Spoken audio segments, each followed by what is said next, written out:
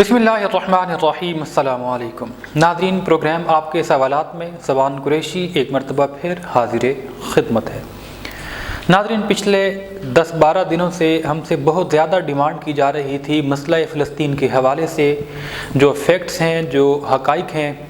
जो इसका पस मंज़र है, जो इस वक्त उसकी करंट सूरत हाल है और इसके मुस्तक़बिल के हवाले से बहुत कुछ हमसे पूछा जा रहा था। अच्छा नाज़रीन, अब यहाँ पर 3 से 4 बातें हैं जिनको हमें कवर करना है। सबसे पहले तो जो माज़ी था मसला फ़लस्तीन के हवाले से हमें इसको जानना है। इस वक्त करंट क्या सिचुएशन है, इस पर डिबेट करनी है। आने वाला मुस्तक़बिल क्या है, उस पर भी डिबेट करनी है। मसला फ़लस्तीन चूँकि एक मजहबी मकाम से जुड़ा हुआ है, बैतुल मुक़द्दस से जुड़ा हुआ है, उसके हवाले से बेशुमार रिवायात अहादीस में मौजूद हैं। इस्लामिक हिस्ट्री के अंदर उसके बारे में बहुत सा मवाद मौजूद है। हम अभी उस एंगल को टच नहीं करेंगे क्योंकि वो स्पेसिफ़िकली उलमा की फ़ील्ड है। उसके ऊपर वही अगर गुफ्तगू करें, बहस करें, जो कुछ अहादीस के अंदर फ़लस्तीन की आज़ादी के हवाले से या कुर्ब क़यामत के आसार के हवाले से गुफ्तगू शुनीद होती रही है, उस पर उन्हीं का बोलना बनता है। हम जो दुनियावी मामलात हैं, जो कुछ माजी में होता रहा, जो इस वक्त हो रहा है या जो आने की प्रेडिक्शन है, हम उस पर थोड़ी सी रोशनी डालेंगे। फ़लस्तीन के इशू को अच्छे तरीके से समझने के लिए एक बात तो अपने जहन में ये बिठानी पड़ेगी कि बेसिकली ख़ुद फ़लस्तीनियों को फ़लस्तीन के अंदर भी मुज़ाहमत का सामना है। अब वो मुज़ाहमत किस तरह की है? हमारे यहाँ अमूमी तौर पर यह सवाल किया जाता है कि मुस्लिम उम्मा फ़लस्तीन की सपोर्ट क्यों नहीं करती, मुस्लिम उम्मा फ़लस्तीन के लिए जिहाद का ऐलान क्यों नहीं करती। ये कह देना तो बहुत आसान है, लेकिन अगर हम प्रैक्टिकलिटी की तरफ जाते हैं तो बेशुमार ऐसे तल्ख़ हक़ाइक़ हैं जो हमें समझना ज़रूरी है। देखें, फ़लस्तीन में इस वक्त जो रिकॉग्नाइज्ड ग्रुप्स हैं, वैसे तो काफ़ी सारे, जब जंग चल रही होती है तो कई ग्रुप्स शामिल हो जाते हैं। ऑफिशियली वहाँ पर 2 बड़े ग्रुप्स हैं और आप उन्हीं को हुकूमत और अपोजिशन कह सकते हैं। अब ये इत्तफ़ाक़ की बात यह है कि फ़लस्तीन के मसले को लेकर वो दोनों ग्रुप्स अपोजिट डायरेक्शन में हैं। एक ग्रुप तो वो है जो कि साबिका या माजी में उसको PLO कहा जाता था, पैलेस्टाइन लिबरेशन ऑर्गेनाइजेशन या फ़लस्तीन लिबरेशन ग्रुप जो था, जिसकी क़यादत किसी ज़माने में मशहूर जो फ़लस्तीनी लीडर थे यासिर अराफ़ात, उनके पास थी। ये दूसरा जो ग्रुप है, और ये जो इस वक्त मौजूदा ग्रुप है ना, हमास, ये 1987 के अंदर सुन्नी अख़वानुल मुस्लिमीन की एक शाख के तौर पर बनाया गया था, फ़लस्तीन के मामलात जिसने संभालने थे। और इसी तरीके से इस वक्त मौजूदा जो हुकूमत के अंदर ग्रुप मौजूद है वो हमास नहीं है, बल्कि वो है अल-फतह ग्रुप। ये अल-फतह ग्रुप बेसिकली वही यासिर अराफ़ात वाले ही जमात का एक ग्रुप है। पहले यासिर अराफ़ात के पास इसकी क़यादत थी, आगे चलकर हम इसके बारे में भी डिटेल से गुफ्तगू करेंगे। इस वक्त जो हुकूमत है वो अल-फतह की है, महमूद अब्बास उनके वज़ीर आज़म हैं। अब इशू यहाँ पर यह है कि इनके आपस में नज़रियाती इख्तलाफ हैं दोनों ग्रुप्स के, यानी कि हमास के और PLO के, क्योंकि अब हमास जो है वो अलहदा हो चुका है और PLO या अल-फतह जिसको हम कहते हैं वो अलहदा हो चुका है। इनके धड़े आपस में अपने अपने डायरेक्शन की जानिब मुँह मोड़ चुके हैं। हमास का ये मानना है कि जंग वाहिद हल है, फ़लस्तीन पूरे का पूरा हमारा है। फ़लस्तीन के ऊपर चूँकि हज़रत इब्राहीम अलैहिस्सलाम ने इसको आबाद किया था, यहाँ पर जो फ़लस्तीनी नयाद लोग थे उनको आकर यहाँ पर बसाया था, मिस्र से लेकर आए थे। वो एक तवील बहस है, शाम से, मिस्र से और सारी उस पट्टी से किस तरीके से यहाँ पर आबाद हुए। जबकि ये जो इसराइली हैं, इनको ये तो यहाँ से जंग के बाद हार गए थे, इनका तो ये इलाका ही नहीं बनता, क्योंकि जो जीतता है इलाका उसकी मलकियत में होता है और तारीख़ गवाह है कि यहाँ की सारी जंगों में मुसलमान फाते रहे थे। ये तो फिर बाद में जब सल्तनत उस्मानिया टूटी, 1914 की फ़र्स्ट वर्ल्ड वार जब 1918 में ख़त्म होती है, उसके बाद सल्तनत उस्मानिया का ज़वाल हुआ, ख़त्म हो गए और बरतानिया के कब्ज़े में चला गया फ़लस्तीन। और फिर एक मुआहदे के तहत दुनिया भर से यहूदियों को यहाँ पर लाकर बसाया गया। इब्तदाई तौर पर 3 ममालिक का प्लान था कि पुर्तगाल के अंदर उनको रेजिडेंस दे दी जाए, यानी कि सहूनी रियासत इसराइल का क़याम पुर्तगाल में लाया जाए, स्पेन में लाया जाए या फिर फ़लस्तीन के अंदर लाया जाए। बिलाखिर फ़लस्तीन के ऊपर सबको एग्री किया गया। 1939 से 45 तक की दूसरी वर्ल्ड वार में अरबों की हिमायत हासिल करने के लिए बरतानिया ने यह लॉलीपॉप दिया था कि अगर आप हमारी हिमायत करेंगे तो हम फ़लस्तीन को फ़लस्तीनियों के हवाले कर देंगे और इसराइल के लिए अलहदा किसी जगह पर रियासत के मंसूबे पर गौर करेंगे। और अरब इस लालच में आकर इस लॉलीपॉप को चूसने पर मजबूर हो गए और फिर नतीजा वही निकला जो हमेशा से होता आया। जंग के ख़ात्मे के बाद बरतानिया ने कहा जी नहीं, फ़लस्तीन पर फ़लस्तीनियों का कोई हक़ नहीं है, ये तो इसराइल की ज़मीन है। اقوام متحدہ کے اندر باضابطہ طور پر اسرائیل مملکت کا قیام عمل میں لایا گیا، البتہ یہ ضرور کیا گیا کہ پھر اسی کے ساتھ ہی غزہ کی پٹی کو فلسطین کے حوالے کر دیا گیا اور وہاں پر ایک نام نہاد حکومت بھی قائم کر دی گئی۔ یہ تو مطلب وہ تاریخ ہے جو ہم سب جانتے ہیں۔ پھر 1966 67 68 میں جو عرب اسرائیل وارز ہوئی تھی، جس کے اندر مصر، لبنان اور یہ سارے عرب ممالک جو ہمسائے تھے فلسطین کے، یہ شامل ہوئے، لیکن بدترین شکست ہوئی۔ 5 یا 6 دن کے اندر یہ جنگ ختم ہوئی اور جو بچا کھچا فلسطین کے پاس غزہ سے ہٹ کر پارٹ تھے وہ بھی اسرائیل کے تسلط میں چلا گیا، بلکہ اور بھی مغربی پٹی کی جانب ان کو دھکیل کر جو میکسیمم میجورٹی کا پارٹ تھا وہ اسرائیل نے اپنے قبضے میں لے لیا، جو کہ آج تک برقرار ہے، اور اسی کے اندر ہی بیت المقدس بھی شامل ہے۔ اب اختلاف کی بات یہ ہے، اختلاف بیسیکلی یہ ہے کہ حماس یہ سمجھتا ہے کہ پورے فلسطین پر ہمارا حق ہے، اسرائیل سمیت، یعنی کہ تل ابیب کا علاقہ، یروشلم کا علاقہ، اس کے علاوہ القدس کا علاقہ ہے، غزہ کی پٹی ہے، اور یہ سارا جو ٹوٹل ایریا ہے یہ پورے کا پورا فلسطینیوں کا حق ہے۔ جبکہ الفتح جس کی اس وقت حکومت ہے فلسطین کے اندر، جس کے جو صدر ہیں محمود عباس ہیں، وہ اس بات پر اب بلیو رکھتے ہیں کہ جنگ جتنی ہونی تھی ہو چکی، کیونکہ بے شمار آپس میں یہ وار چل رہی ہیں، کیونکہ مسلسل ہی حالت جنگ میں ہے فلسطین، تو مذاکرات ہی واحد حل ہیں۔ جتنا ہمیں مل چکا وہ غنیمت ہے، البتہ بیت المقدس کے حوالے سے گفت و شنید جاری رہنی چاہیے، آزادی فلسطینیوں کو ملنی چاہیے وہاں پر جانے کی، اور جو جتنی پابندیاں ہیں غزہ کے اوپر، کیونکہ جگہ جگہ پر چیک پوسٹ ہیں، وہ ختم ہونی چاہیے۔ یہ مطلب چھوٹے چھوٹے اختلاف اسرائیلیوں کے ساتھ ان کے برقرار ہیں، ادروائز وہ اس فارمولے پر خوش ہیں کہ 2 نیشن تھیوری وہاں پر کام کرے۔ حماس صرف 1 نیشن تھیوری پر قائل ہے، اور وہ ہے صرف فلسطینی مسلمانوں کی حکومت۔ اب حماس کے پاس حکومت نہیں ہے، الفتح کے پاس حکومت ہے، UN کے اندر حکومت کی سنی جاتی ہے، تو خود حماس کو فلسطین کے اندر بھی مزاحمت کا سامنا ہے۔ تو جب حکومت وقت ہی مدد کے لیے نہیں بلائے گی، حکومت وقت ہی نہیں کہے گی، تو اگر کوئی باہر سے جنگ میں شامل ہوتا ہے تو بیسیکلی وہ فلسطینی حکومت اس کی ول نہیں ہے، اس کی وہ خواہش نہیں بنتی، اور پھر کئی طرح کی پابندیاں بھی لگ سکتی ہیں۔ یہ بھی ممکن ہے کہ خود فلسطین ان ممالک کے خلاف UN کے اندر چلا جائے کہ ہمارے ریاستی معاملات کے اندر مداخلت کی جا رہی ہے۔ حزب اللہ جو کہ لبنان کی تنظیم ہے، جو کہ 1982 میں ایران کی جانب سے قائم کی گئی تھی، اس پورے علاقے کے اندر جو شیعہ کنٹرول ہے اس کو قائم کرنے کے لیے، وہ بھی اس وقت حماس کے ساتھ بہرحال موجود ہے جنگ کے اندر، انہوں نے بھی پارٹیسپیٹ کیا ہے۔ گو کہ ان دونوں جماعتوں کا آپس میں کافی اختلاف بھی موجود ہے، کیونکہ شام کے اندر جو سنی اکثریت اخبار المسلمین کی برانچز ہیں ان سے ان کی چونکہ بنتی نہیں ہے جو حزب اللہ ہے، اور حماس جو ہے وہ ان کا وہاں پر شام میں ہیلپ آؤٹ کر رہا ہوتا ہے، تو ظاہر سی بات ہے کہ جب آپ کا دوست آپ کے دشمن کو سپورٹ کرے تو آپ کے درمیان بھی دراڑیں آتی ہیں، اور ماضی میں ہم نے دیکھا کہ حماس اور حزب اللہ کے درمیان بھی کافی تناؤ کے شکار رہے ہیں تعلقات، لیکن اب بہرحال اس موجودہ جنگ کے اندر جو کہ 7 اکتوبر کو اسرائیل کے قومی دن کے موقع پر، ان کے عید کے تہوار کے موقع پر حماس نے جو حملہ کر کے شروع کی ہے، اور یہ بڑا تاریخی اس حوالے سے بھی ہے کہ اس سے پہلے جو 3 حملے ہو چکے ہیں 2009 میں، 2012 میں اور 2014 میں جو حماس نے اٹیک کیے تھے وہ غزہ کے معاملے پر تھے، اس میں غزہ بنیاد تھی۔ اس مرتبہ یہ پہلی مرتبہ ہوا ہے کہ القدس کے اوپر جو یہ القدس کو بنیاد بنا کر، بیت المقدس کے علاقے کو بنیاد بنا کر حملہ کیا گیا ہے کہ وہ بھی ہمارا ہے، ہم وہ چھین کر رہیں گے، وہ ہم واپس لے کر رہیں گے۔ بہرحال اچھا، اب یہاں پر ایک بات اور بھی تو ہمیں ذہن میں رکھنی چاہیے نا، وہ بات بڑی دلچسپ یہ ہے کہ جو اسرائیل کے وزیر اعظم نیتن یاہو، ان کو کافی مشکلات کا سامنا ہے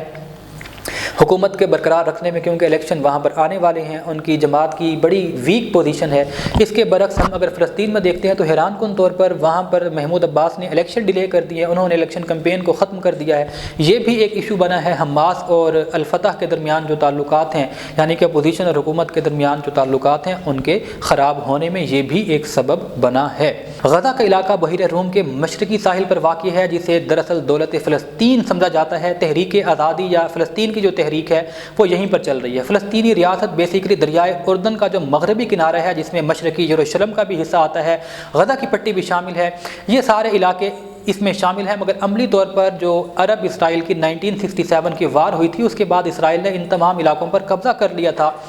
اور اردن، شام اور مصر کے بڑے علاقے جو تھے وہ اس جنگ میں، چونکہ عرب کے ممالک یہ شامل تھے تو وہ اسرائیل کے قبضے میں چلے گئے تھے۔ گو کہ پھر بعد میں 1993 سے 1995 میں اوسلو میں جو مذاکرات ہوتے رہے تھے،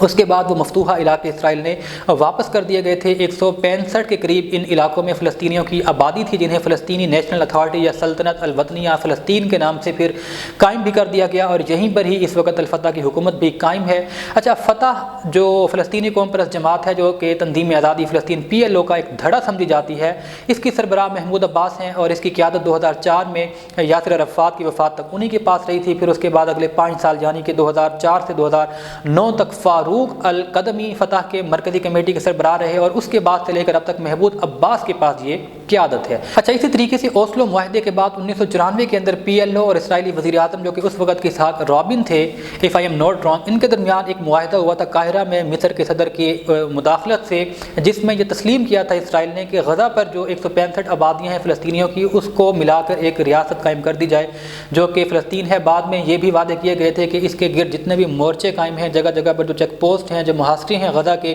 ان کو جلد ختم کر دیا جائے گا، جو کہ آج تک نہیں ہوئے۔ اور حماس اسی کلیم کو لے کر روتا ہے کہ ہم سے جب آپ نے، بلکہ الفتح یا PLO پہ یہی تو وہ الزام لگاتا ہے کہ جب 1994 میں آپ نے اسرائیلی وزیر اعظم سے معاہدہ کیا تھا کہ غزہ ہمیں دے دیا گیا ہے، اس کے تمام راستے روڈز کلیئر کر دیے جائیں گے، تو پھر آج تک کیوں غزہ پر محاصرہ قائم ہے اسرائیل کا؟ تو وہ اس لیے بھی آزادی کی تحریک کو زیادہ شدت سے لے کر چلتے ہیں کہ ہمیں ہمارا کم از کم اس معاہدے کے تحت تو حق دیا جائے، اس کے بعد پھر آگے کی دیکھی جائے گی۔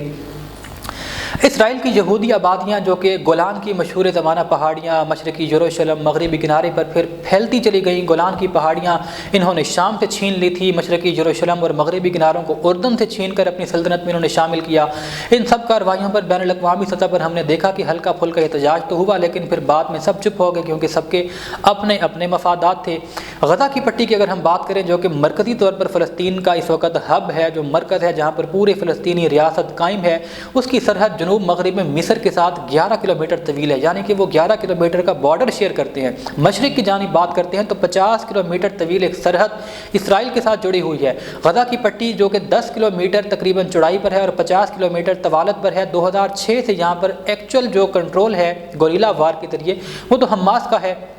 لیکن حکومت جو ہے وہ کسی اور کی ہے۔ تو یہاں پر اب اتنے انفرادی طور پر جو مسائل ہیں حماس اور الفتح کے، یہ بھی ایک بڑی وجہ ہے نا، یہ بھی انڈرسٹینڈ کرنے کی ضرورت ہے کہ اگر یہ دونوں ایک پیج پر نہیں آئیں گے تو پھر فلسطین کی آزادی کا کوئی بھی امکان دور دور تک نظر نہیں آتا۔ تو مطلب ایک ہسٹوریکل اگر ہم بیک گراؤنڈ میں جاتے ہیں تو اس کے اندر بھی کافی ساری چیزیں شامل ہیں جن کو آپ کو انالائز کرنا ہوگا۔ اس کا محل وقوع کیا ہے، کن ممالک کے ساتھ ان کی سرحدیں ملتی ہیں،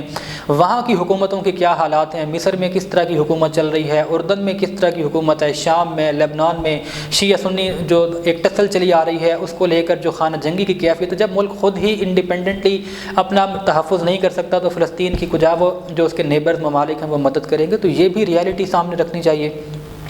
ابھی کرنٹ جو جنگ بندی کی بات ہوئی ہے کہ 5 دن کے لیے جنگ بندی کر دی گئی ہے، تمام زخمیوں کو طبی امداد دینے کے لیے اور حالات زندگی معمول پر لانے کے لیے جو ایک 5 روز کا اتفاق ہوا ہے، اس میں اہم کردار مصر نے ادا کیا ہے۔ مصر کے صدر اس میں شامل تھے اور قطر کے جو امیر تھے ان کی اسپیشل ایفرٹ اس میں شامل تھی۔ امریکہ کی جانب سے ہمیشہ کی طرح خیر مقدم ہی کیا گیا ہے، جب جنگ ہو رہی ہو تو وہ جنگ کو سپورٹ کرتا ہے، جب جنگ ختم ہو جائے تو جنگ ختم ہونے کو وہ سپورٹ کرنا شروع کر دیتا ہے، لیکن خود امریکہ کہاں کھڑا ہے یہ ہمیں بھی نہیں پتہ۔ ہاں، جو نظر آ رہا ہے وہ آپ بھی دیکھ رہے ہیں، ہم بھی دیکھ رہے ہیں کہ امریکہ کہاں کھڑا ہے۔ اچھا، مستقبل کے حوالے سے اگر ہم مختصر آپ کو بتاتے چلیں، دیکھیں بہت ہم نے اس ولاگ میں یہ بات بار بار کی ہے، حماس الفتح، حماس الفتح۔ اب تو آپ کو بھی سمجھ میں آ گئی ہوگی کہ فلسطین کا ایشو پہلے اندر سے حل ہونا ضروری ہے،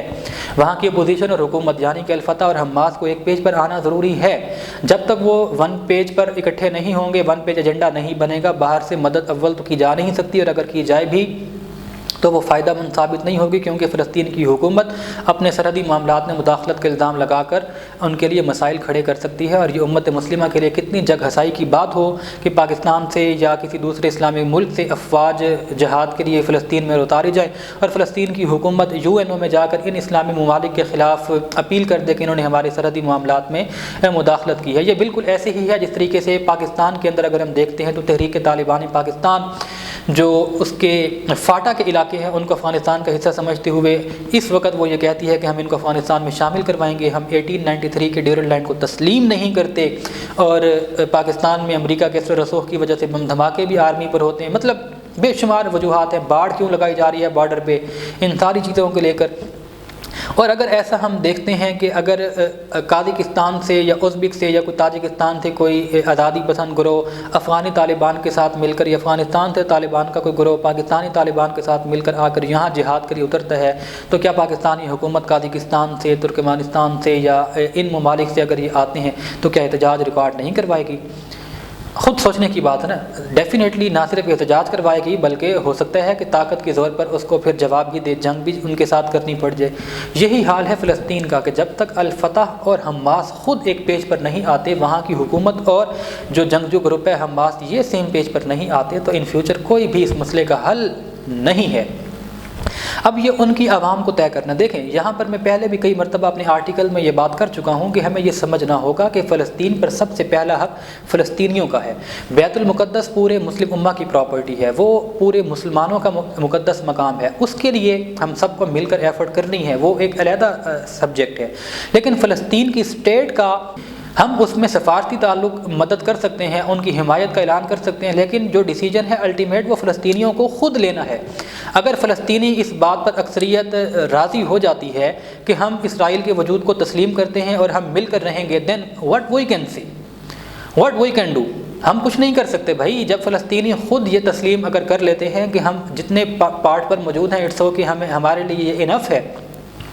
تو پھر آپ کیا کریں گے؟ تو پہلے ان کو ایک پیج پر آنا ہوگا۔ اگر فلسطینی اکثریت یہ سمجھتی ہے کہ نہیں اسرائیل کا وجود ہمیں قبول نہیں ہے، ہم پورے کے پورے ایریا پر دوبارہ اپنا قبضہ واپس لیں گے اور ہمیں اس کے لیے مسلم امہ کی مدد کی ضرورت ہے، تو پھر آپ کہہ سکتے ہیں کہ اپنے جہادی دستوں کو، اپنی افواج کو، اپنے ٹروپس کو آپ فلسطین کے لیے بھیجیں، یا پھر جو بھی آپ نے اس کے حوالے سے پروگرام کرنا ہے۔ آنے والے ولاگس میں ہم اس پر تھوڑی اور بھی ڈیٹیل میں گفتگو کریں گے۔ اصل میں یہ اتنا باریک اور پیچیدہ ٹاپک ہے کہ جب اس کو ہم شروع کر لیتے ہیں تو پھر سمجھ نہیں آتا کہ آپ کے سامنے کن باتوں کو پہلے رکھیں، کن باتوں کو بعد میں رکھیں، کیونکہ ساری باتیں ایک دوسرے سے انٹر لنک ہیں، معاملات جڑے ہوئے ہیں، شخصیات جڑی ہوئی ہیں۔ کوشش کی تھی کہ آپ کو ایک اوور ویو دے دیں، تھوڑا سا ہسٹوریکل بیک گراؤنڈ سمجھا دیں،